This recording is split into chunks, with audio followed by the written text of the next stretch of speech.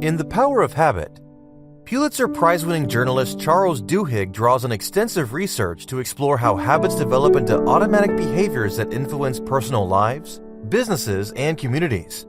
He explains why unhealthy habits are notoriously difficult to break and provides a practical framework to help you understand and change any habit. We'll explore the power of habit in 4 parts. We'll first explain how your brain's tendency to rely on automatic routines encourages you to engage in habits unconsciously. In the second part, we'll explore the individual components of habits and cravings.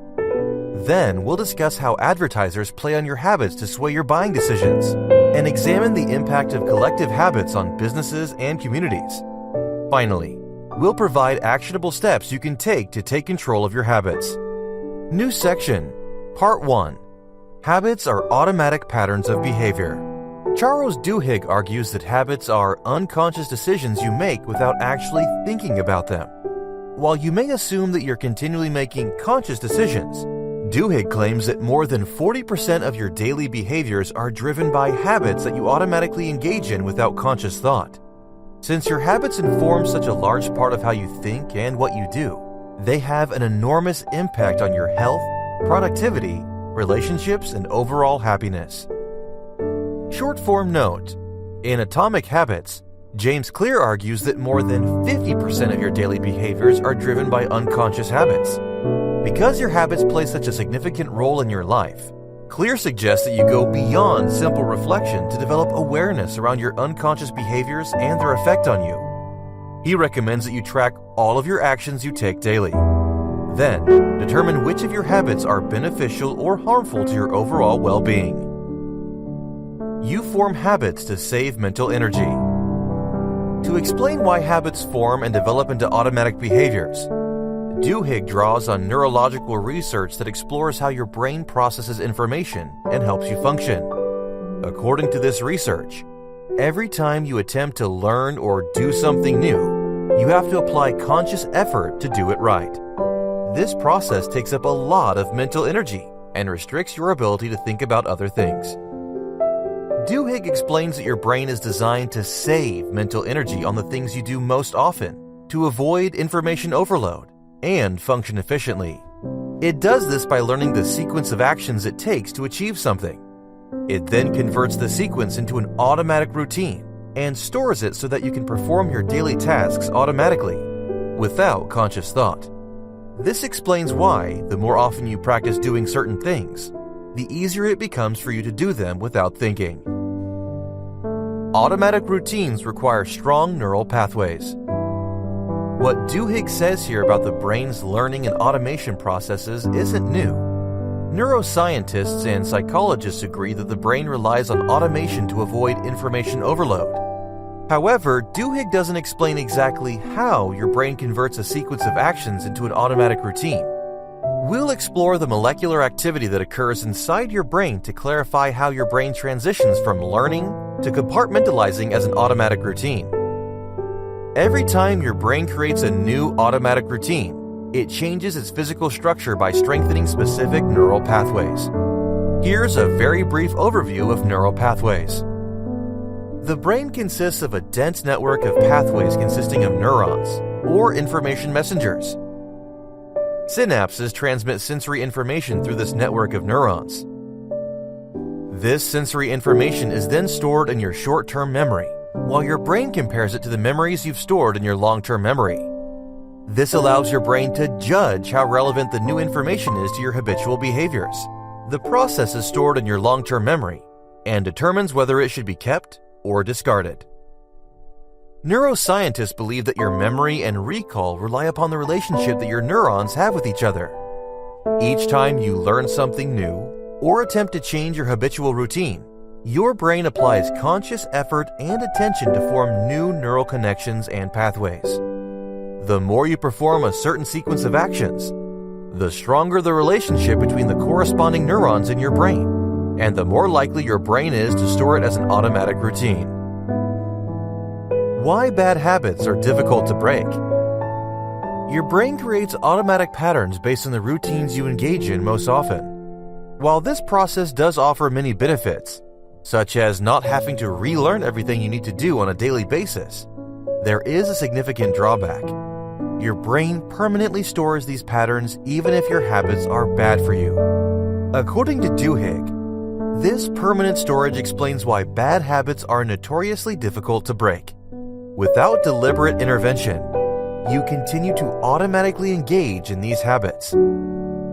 Short-form note: neuroscientists confirm that once your brain permanently stores your automatic patterns, it's not possible to delete them. However, neuroplasticity research confirms that it's possible to weaken these patterns so that your brain no longer relies on them for instructions about what to do in a given situation. This weakening process involves practicing new behavioral patterns to encourage the formation of new neural pathways in your brain.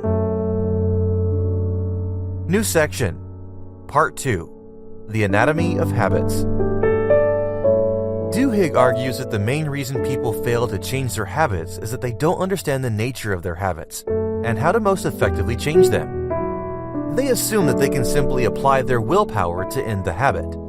However, according to Duhigg, applying willpower alone is ineffective, as this method doesn't address the elements that fuel and reinforce your habit. Short-form note: The Willpower Instinct by Kelly McGonigal offers insight into why relying solely on willpower to change habits is ineffective.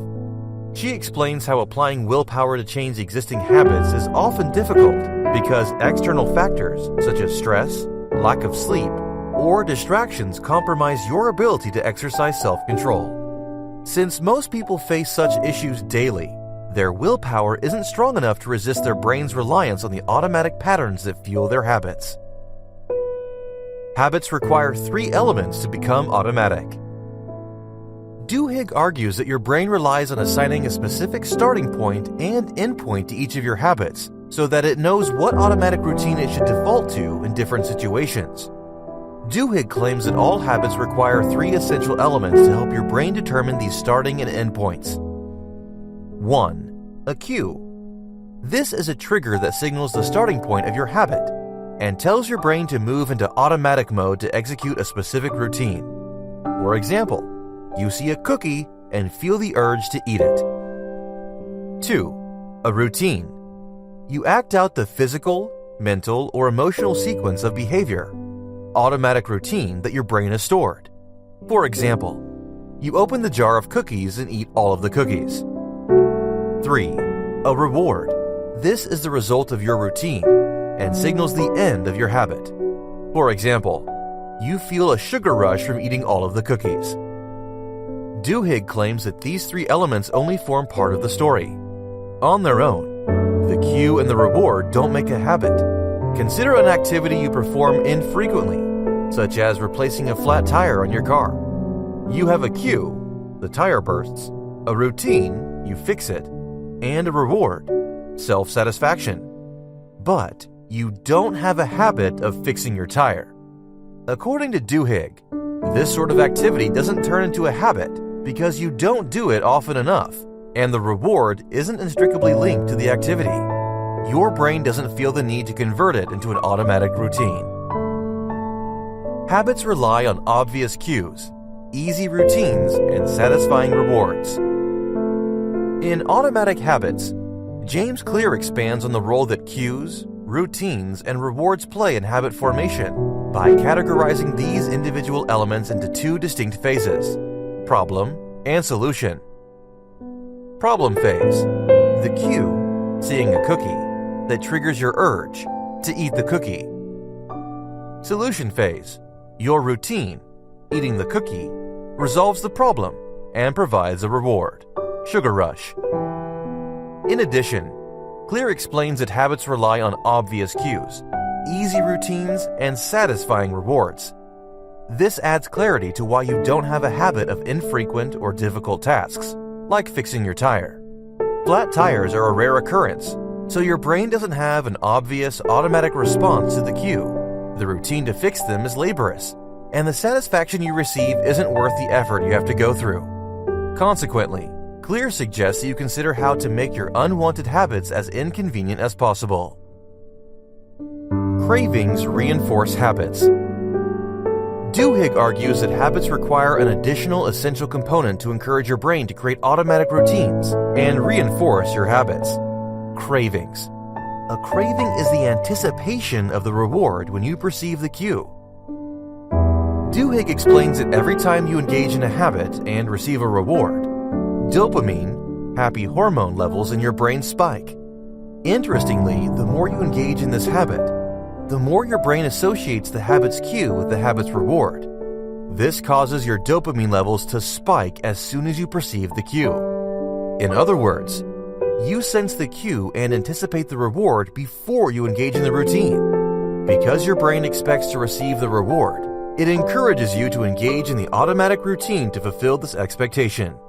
If, however, you fail to receive the reward, your dopamine levels drop and you feel disappointed. According to Duhigg, cravings lie at the heart of every habit. Your brain craves the reward it anticipates and pushes you into an automatic routine to avoid disappointment. The more often you engage in this routine, the stronger your craving gets. This explains why you may suffer from a lack of self-control when you try to stop your bad habits. You feel compelled to satisfy your cravings, even when faced with strong disincentives such as damaging your health or relationships. Anticipating a reward feels more pleasurable than experiencing a reward. What Duhigg explains about cravings and dopamine spikes has been verified and well documented in a number of psychology and self-help books. In Atomic Habits, James Clear adds that dopamine spikes occur both when you anticipate pleasure and when you experience pleasure. However, your emotional reaction when you're anticipating or craving something is 10 times stronger than it is when you're actually receiving or experiencing the thing. The pleasure you experience when you're craving something is so strong that it motivates you to follow through with your automatic routine. However, once you receive the reward, your feelings of pleasure remain neutral because you've already experienced the high of anticipation. Consequently, the reward you receive feels less satisfying than the anticipation you feel about receiving it. Clear's research adds weight to Duhigg's argument that cravings lie at the heart of every habit. In addition, his explanation concerning the difference between dopamine levels in the anticipating and receiving stages clarifies why people suffer from addictions. Their anticipation of the substance overrides the pleasure they receive from consuming the substance. They repeatedly overindulge in the reward in an attempt to match the high of anticipating it. New section, Part 3, How Habits Influence Individuals, Businesses, and Communities. In this section, we'll explore the multiple ways that habits influence you. We'll first reveal how advertisers play on your habits to sway your buying decisions. Then, we'll explain how collective habits determine how a business operates. Finally, we'll look at how successful social movements in any society rely on the convergence of social habits across various communities and social groups. How advertisers exploit your habits.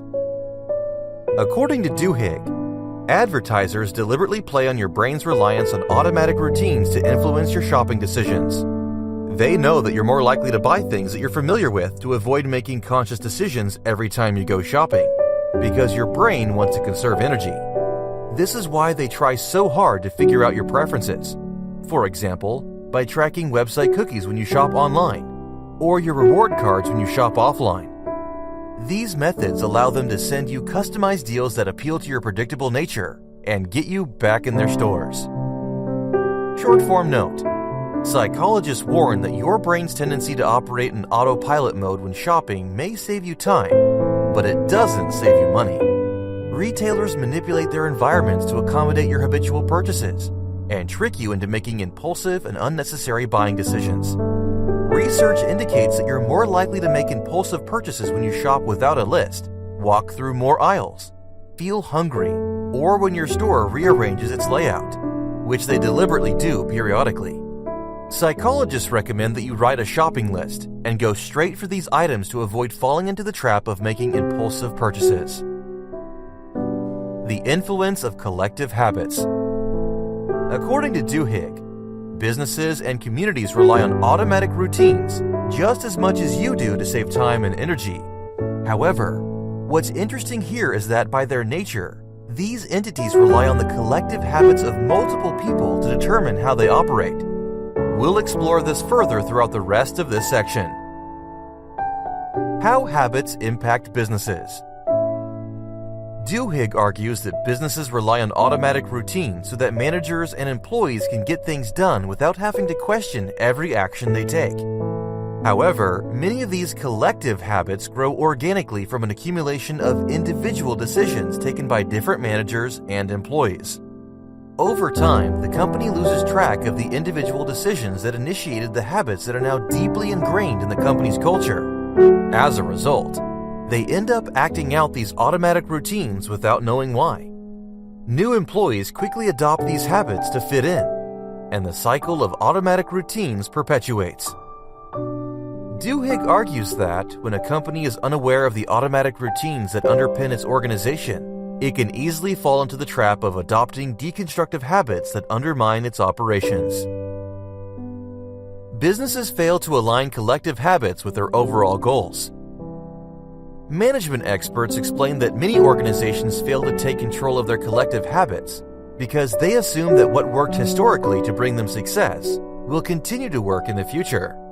However, this strategy falls short because business priorities, the goals that determine what types of customers the business serves and how it intends to provide value, evolve over time, and the collective habits they rely on must adapt too. Experts argue that businesses must continually assess whether their collective habits support their overall priorities and take the necessary steps to align employee behaviors with the organization's goals. However, they warn that managers and employees tend to resist change for the same reasons that they develop habits in the first place: to save mental energy. Learning to do things differently increases the amount of effort that they need to apply to carry out their daily tasks, and often creates resentment. Organizations can help smooth the transition to new collective habits by ensuring that managers and employees understand why they need to change their behaviors. How habits impact communities and societies. Duhigg argues that every major movement that has impacted communities and societies has been fueled by a particular type of habit: social habits. These habits define how you relate to and behave around other people. According to Duhigg, social habits influence the way you identify with and act on the information you're exposed to. Short-form note: research backs up Duhigg's claim that the choices you make about the movements you support are influenced by social habits. While you may think that your opinions about all of the issues you hear about are solely your own, social psychologists confirm that your perceptions and behaviors are heavily influenced by other people. You think a lot about other people, allow them to impact your emotions, and feel motivated to adapt your behaviors to please others. Consequently, the movements you choose to follow are an extension of the social influence. Duhigg explains that successful social movements rely on social habits in 3 ways. 1. The movement begins with the social habits of close friends. Someone is afflicted, and the people close to them immediately help. Short-form note: while taking action to help a friend in need feels like a natural and selfless response, James Clear, Atomic Habits, argues that your underlying motivation to belong affects all of your behaviors, including this one. He claims that there are 3 groups of people that greatly influence how you respond to situations: the close, family and friends; the many, the general public; and the powerful, the people you perceive as successful. 2. The movement grows from the habits of a community. The social ties that combine loosely affiliated people create social pressure to join the cause. Short-form note: in How Behavior Spreads, behavioral expert Damon Centola explains that you're more influenced by the percentage of people that are doing something, rather than the total number. If a high percentage of people in your community support a cause, you'll naturally feel like it's the right thing to do. 3. The movement endures because the participants engage in new social habits. The participants identify with the movement and take on habits that reflect their belief in the cause. Short-form note: while Duhigg focuses on the endurance of movements due to participants engaging in new social habits, he doesn't mention another vital factor. Eventually, collective individual habits influence business habits, making these new habits even more visible and accessible to potential participants. For example, when animal rights activists decided to become vegetarians, stores and restaurants changed their offerings to cater to this demand. This visible change brought vegetarianism to the attention of shoppers, some of whom then adopted the cause. New section, Part 4, How to Change Your Habits. Duhigg argues that, while you can't delete unwanted automatic patterns from your mind, through self-awareness and conscious control, you can override them with new automatic patterns that align with the habits you do want to practice. Short form note. Recall, neuroscientists confirm that it's possible to weaken these permanent patterns so that your brain no longer relies on them. Change an existing bad habit. According to Duhigg, once you understand the cues and cravings that drive your habits, you'll gain conscious control over the behavioral pattern you engage in. This allows you to disrupt your unwanted habit and override it with a new, more productive behavioral pattern. However, the cues and cravings that fuel your habits aren't always as obvious as they appear to be. This is because the longer you engage in a habit, the less aware you become of the specific cravings that motivate your habit. Mindfulness helps to uncover the root cause of your habits. Mindfulness experts agree that you're often unaware of the specific cues and cravings that drive your habits. However, they argue that your emotions are the cause of your habits because they make you susceptible to cues and cravings. They explain that you're often triggered by an emotional feeling that you seek to alleviate through the use of your habit. For example, if you smoke cigarettes, you're more likely to notice your cues. For example, the smell of tobacco, and give in to your cravings when you feel uncomfortable emotions, such as fear or feelings of anxiety. However, while engaging in the habit does provide temporary relief, it doesn't fix the root of the problem, the uncomfortable feeling that you're trying to overcome. To give yourself a better chance of successfully changing your habits, examine the root cause, your emotions of the habits you seek to change, before you attempt to change them. Duhigg claims that all successful habit changes begin with experimentation to uncover the cues and rewards that drive your habits. He suggests following a 4-step process that relies on identifying your routine and experimenting with different rewards so that you can effectively isolate your cue and understand why you engage in your habits. Let's explore the process in detail. Step 1. Write down your habit-driven routine. The routine is the automatic behavior pattern that surrounds the habit you want to change.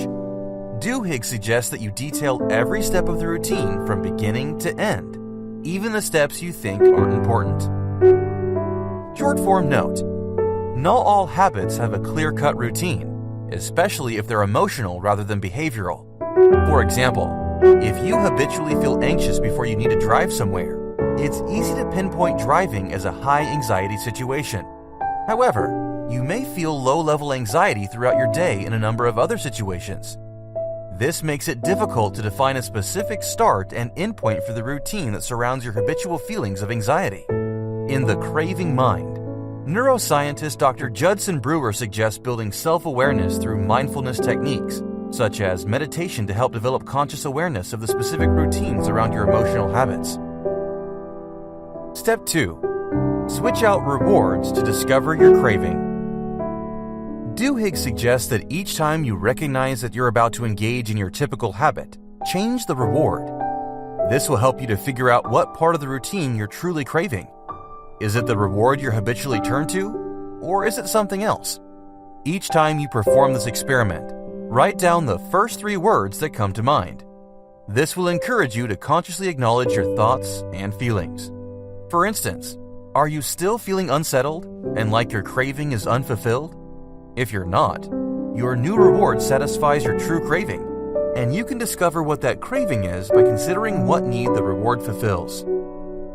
Short form note. According to Gretchen Rubin, author of The Happiness Project, Duhigg's method of changing the reward forces your brain to step out of autopilot mode and increases your awareness of how you feel. This process, coupled with writing down 3 words, encourages you to think about why you're engaging in your habit, the feelings you're chasing or trying to avoid, and the justifications you make for sticking with this habit. This awareness makes it much easier for you to avoid falling into your habitual routines. Step 3. Use categories to identify your cue. The purpose of this step is to figure out exactly what's triggering you to engage in your habit. Duhigg claims that all cues fit into one of 5 categories: location, time, emotional state, other people, and what's happening immediately before you engage in the habit. He argues that you can isolate the cue to your habit by considering these 5 categories the next time you feel a craving. Short form note: it may seem that Duhigg's method doesn't work so well for habits that people compulsively engage in throughout the day, such as chain smoking or nail biting. It's difficult to track and correlate the cause of something you unconsciously engage in. But psychologists argue that, at their root, these compulsive behaviors are an attempt to relieve underlying anxieties or other negative emotions. Consequently, they argue that all of Duhigg's categories help track the impact of different situations and people on your emotional state, making it easier to disentangle the subtle cues that trigger your habit. Step 4. Head off temptation. Once you've completed your experiments and defined the cue, routine, and reward components of your habit, Duhigg suggests that you make a plan to overcome any temptations you might feel to give in to your old cravings. This involves designing your cues to trigger new behavioral routines and cravings for the new reward to come. It could be as simple as removing the cue that triggers your cravings. Short form note: James Clear, Atomic Habits, adds to Duhigg's approach by suggesting that you not only remove the cues from your unwanted habits, but also add cues for your new habits. He explains that an effective plan involves shaping the visual cues within your environment to encourage only the new habits you seek to adopt. Visual cues are the biggest instigators for action because they trick your brain into thinking that it's more convenient to act on them.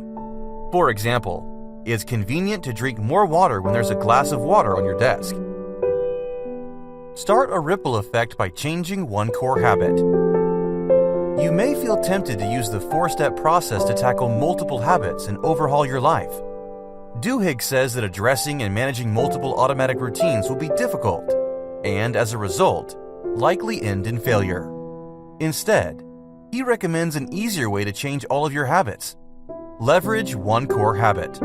According to Duhigg, when you feel the benefits of changing one core habit, you start a chain reaction that encourages you to change other existing habits or develop additional good habits. In other words, the rewards you feel from successfully changing this habit influence you to restructure the rest of your habits. Short form note: like Duhigg, Tony Robbins, Awaken the Giant Within, argues that making one beneficial change in your daily routine sets into motion a series of beneficial decisions and habits that improve your entire life. He explains that if you try to tackle all of your habits at the same time, you're more likely to focus on how difficult it is, feel overwhelmed, and resign yourself to staying in the same situation.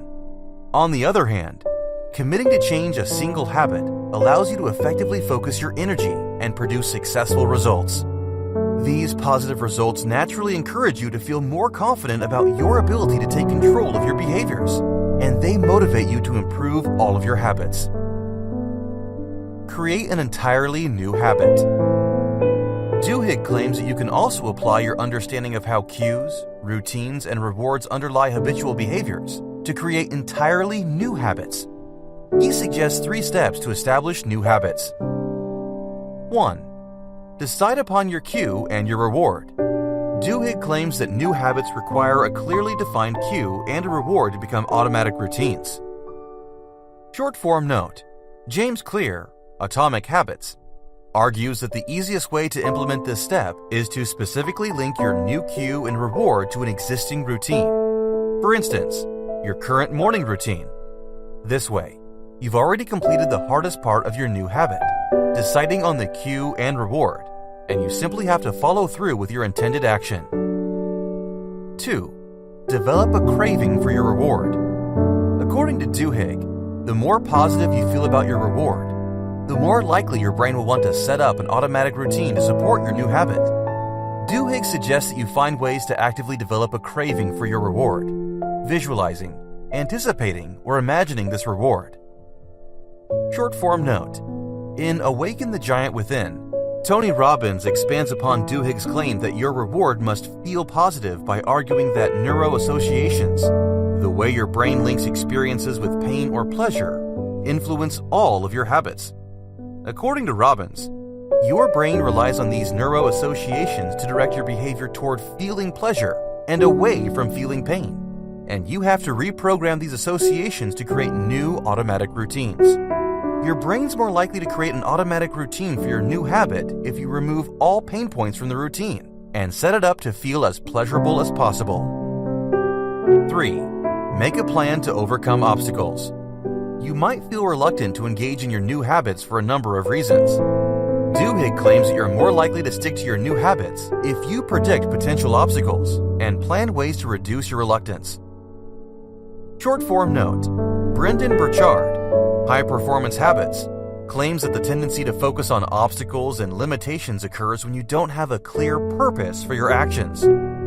This causes you to focus too much on the difficulty of overcoming your present circumstances, unwanted habits, to look to the future, the benefits of your new habits. Burchard encourages you to focus on your purpose, what you'll gain from overcoming your obstacles, and use this to motivate yourself to move forward with your new habit. Believe that you can change your habits. Duhigg argues that belief is an essential part of overcoming your cravings and permanently changing any habit. Sometimes your cravings will feel unbearable, and you'll want to fall back into your old habits. During these times, it's critical to believe that you can overcome your cravings and consciously decide how you want to act. Short form note: numerous studies prove that positive beliefs and expectations encourage you to rise above any limitations you face and focus on solutions that move you toward what you want. However, psychologists warn that unrealistic positive expectations, such as blindly believing that you'll easily overcome your habits without effort, set you up for failure because they don't prepare you to take proactive steps to counter the inevitable obstacles that you'll face.